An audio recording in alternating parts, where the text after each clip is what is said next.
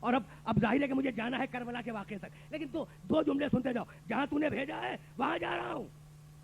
آواز سر پہ رکھی، سواری پہ سوار نہیں ہوئے، پا پیادہ اپنے دولت سرا تک آئے اور راستے بھر کہتے رہے انا للہ و انا الیہ راجعون رضا بقضائہ و تسلیما لامرہ.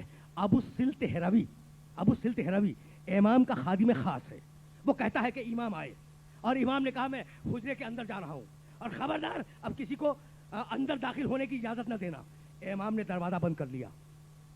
ابو السلط ہروی کہتا ہے کہ امام کے کراہنے کی آواز اور امام کے تڑپنے کی آواز میرے کانوں میں آ رہی تھی.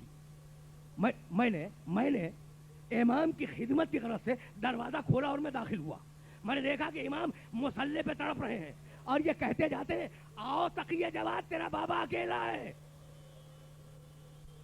آؤ تقی جواد تمہارا بابا اکیلا ہے. ایک مرتبہ دیوار پھٹی، 9 برس کا محمد تقی آیا، امام رضا نے سینے سے لگایا، وصیتیں کی اور دم توڑ دیا.